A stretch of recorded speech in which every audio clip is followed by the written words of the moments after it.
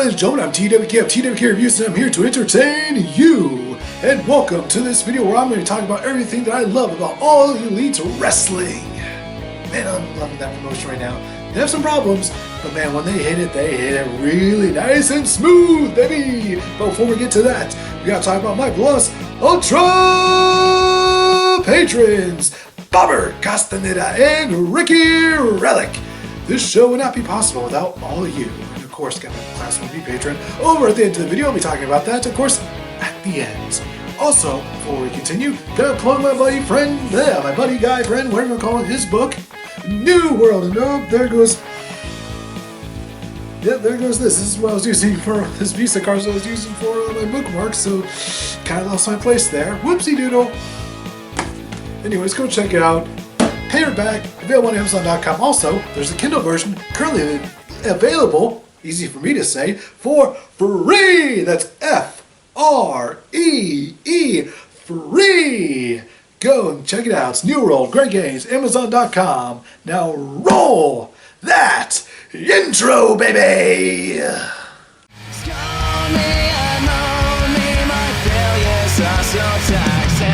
So teach me and preach to me. This time I'm asking, oh, won't you show me just how you left so fucking miserably?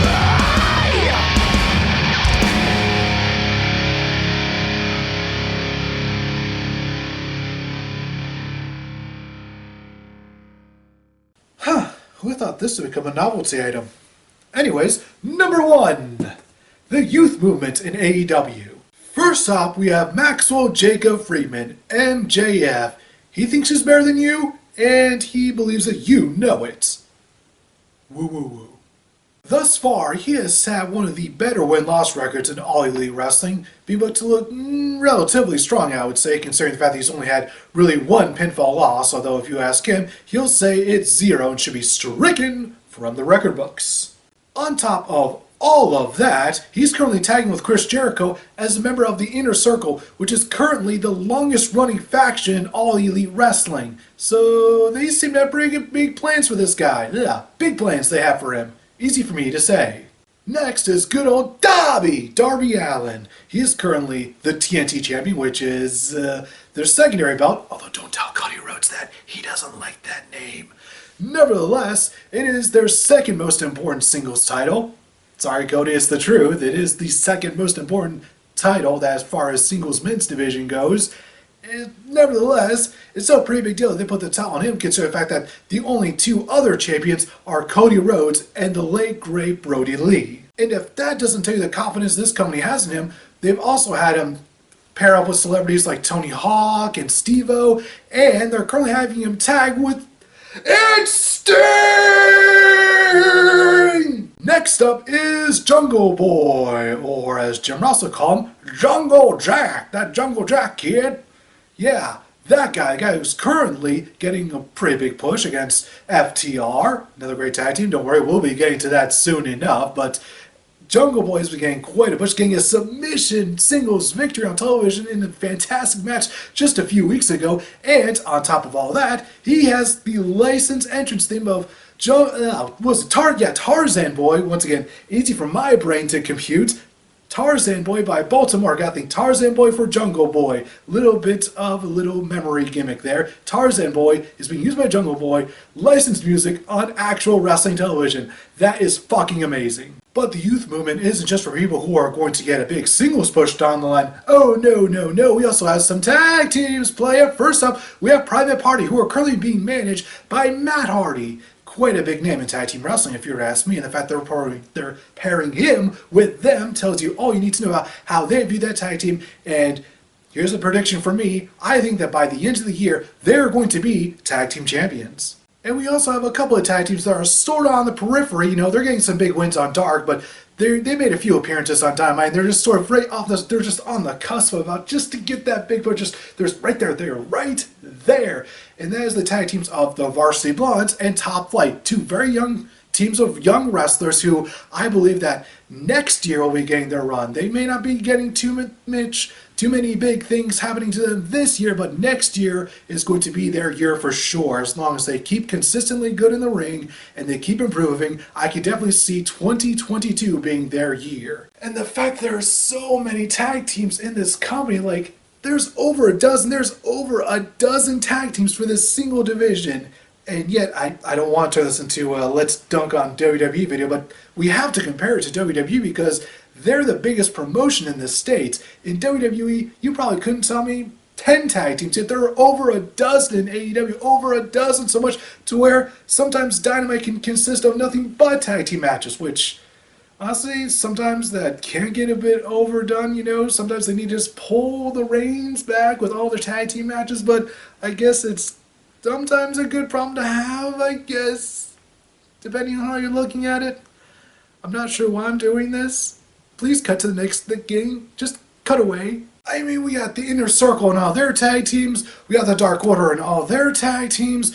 We got FTR, the Young Bucks, and so much more. So many tag teams, so many teams. How about some gimmicks? Everyone loves some goofy gimmicks every now and again. And who better to start off with than good old OC himself, Orange Cassidy. If you can't tell, I'm pretending to put my hands in my pockets. Who would have honestly thought that a gimmick like Orange Cassidy would have gone over on national television? I'm guessing probably not Vince McMahon, that's for certain. I mean, could you expect that gimmick to work in WWE? Probably not yet. In AEW, it's one of the most over things they have. Once we have full crowds back again, OC is going to be one of the most over people on the roster. I am just going to say that full front because remember Revolution last year?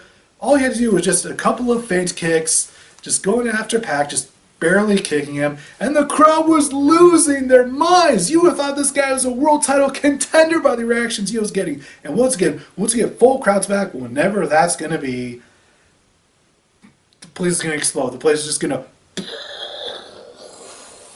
I'm telling you, man. And we cannot talk about goofy gimmicks without bringing up Luchasaurus, who is literally a wrestling dinosaur. I don't think there's anything else I need to say. He's a dinosaur that's a wrestler.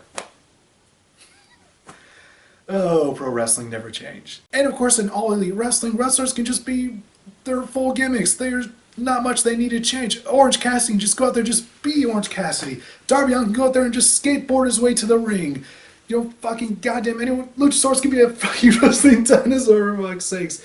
You know, John Moxley can just have a camera like this and just cut a good 3-minute promo just looking straight at it, being himself. Same thing with people like Eddie Kingston. Can he go out there and be a giant goofball? Like, this company isn't something that just tries to handcuff people. It's not like there's no like one person who's like, all right, I got my writers. They're going to be writing for this wrestler. We're not going to have them put their input in. We're just going to have these writers write these wrestlers for themselves, and you know, they're all going to try to appease me. They're not even going to try to write the wrestlers, you know, to the best of their ability. We're not going to allow them to do that. We're just going to have them write the wrestlers to try to appease me as the owner, the person running the company. No, instead, it's just Tony Khan, the producers, you got the wrestlers. They're all just throwing ideas left, right, and center, just trying to make the most entertaining product possible and just trying to, you know, have wrestlers express themselves as best they can, and that's just so refreshing. And finally, long-term booking. Talk about refreshing, am I right? I mean, the fact that this company knows who their new big main event star is going to be, the guy that's going to lead the company for the next 5 or so years. It's going to be Hangman Adam Page. They know it's going to be him, and what do? They build their entire show around him week to week to week to week. Seriously, go back and watch every episode of Dynamite from episode 1 until now, and you will realize that they are building this entire company around him. He's one of the people that they know is going to be one of their big stars. Him and MJF. Hangman's going to be the big baby face.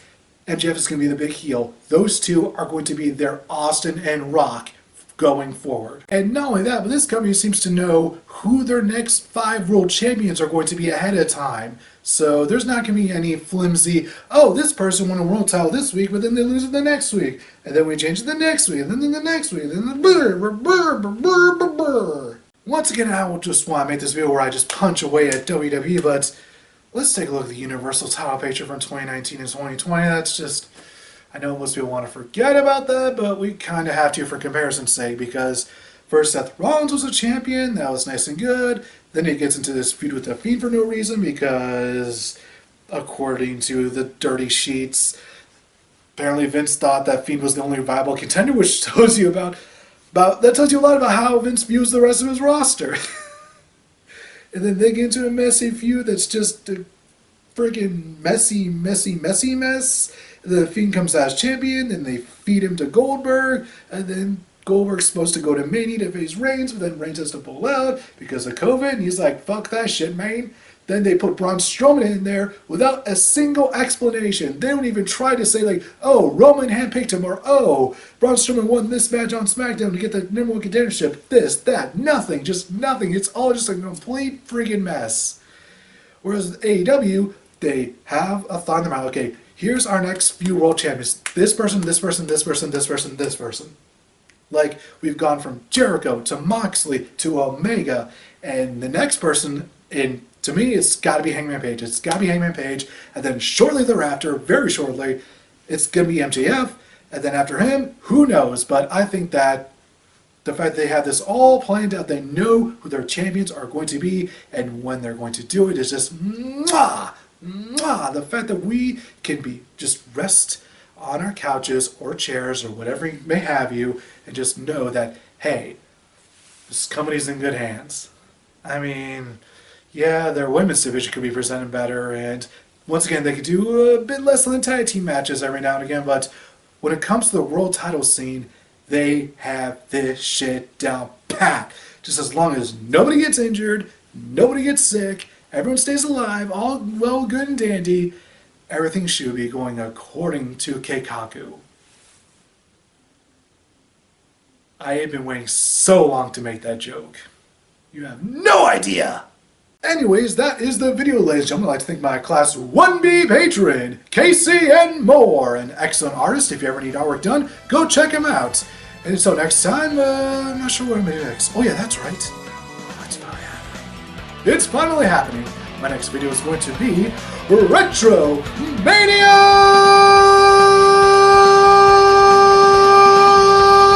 Wrestling for the Switch.